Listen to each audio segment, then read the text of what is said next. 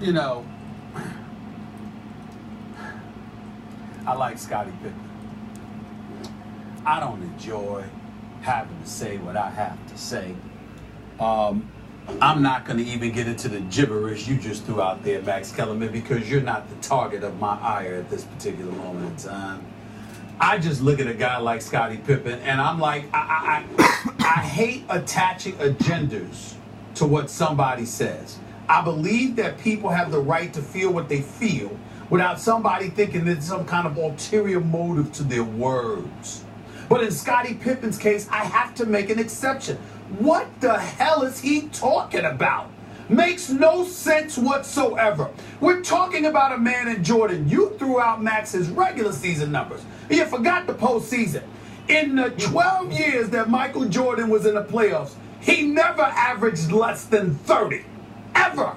One series he averaged 43. Another was 36. Another was 35. Another was 34. He never averaged less than 30.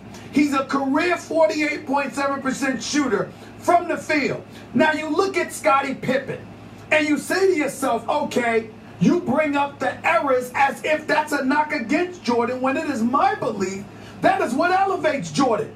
We are living in an era, we are literally covering an era where you can get called for a foul for passing gas. I mean, if the smell stink enough, you might get called for a foul. You got bad breath, you might get a technical. Don't get me started with the talking. And that's even before you get into the actual physical play that takes place. I gave you 3 categories before you even get into the physical play. This is the era LeBron is living in. Now a 270-pound locomotive coming at you is playing in an era where you don't even have to touch him and you might still get called for a foul.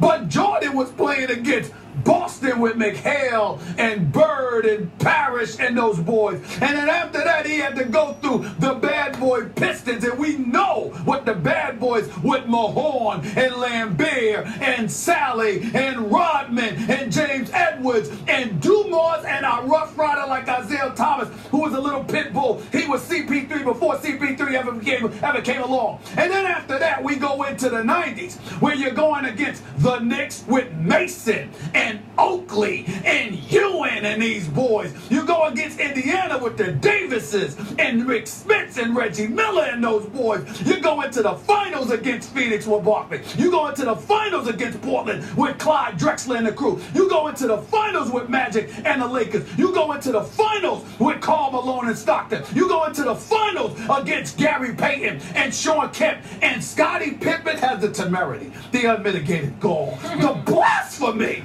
to sit up there and go like this. Well, you know what, they play in different eras and we just have to look at it, and more responsibility was on LeBron James' shoulders. What are you smoking? Scottie Pippen, one of the greatest players as far as I'm concerned, two-way players. He defended all-time 50 greats. I loved having them on the show. It's all in fun, baby. Don't take it personal. I love me some Scottie Pippen. But when it comes to this subject about Michael Jordan, I'm sitting there going like this. Did Michael Jordan not hug you enough? Did he not appreciate you enough? Is there something that's missing in terms of the love, the brotherhood, or something that tells us that, you know what, you just up in your feelings? Because I don't understand how you could bring up errors and think that that favors LeBron with this soft as cottonelle tissue era that we're living in. Unbelievable. He's not saying Unbelievable.